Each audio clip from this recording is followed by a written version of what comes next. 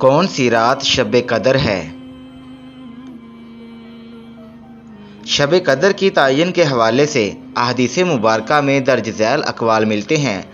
اکثر روایات میں بلا تعین رمضان المبارک کے اخیر عشرے کی طاق راتوں میں شب قدر تلاش کرنے کا حکم ہے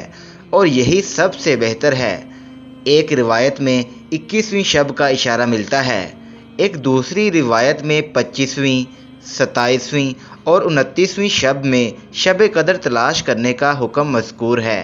اور ایک روایت میں صحابی رسول حضرت ابی بن کعب رضی اللہ تعالیٰ عنہ 27ویں شب کو شب قدر قرار دیتے ہوئے ارشاد فرماتے ہیں، اللہ کی قسم میں جانتا ہوں کہ وہ کون سی رات ہے جس کے بارے میں نبی کریم صلی اللہ علیہ وآلہ وسلم نے قیام کرنے کا ہمیں حکم دیا تھا، اور وہ 27ویں رات ہے۔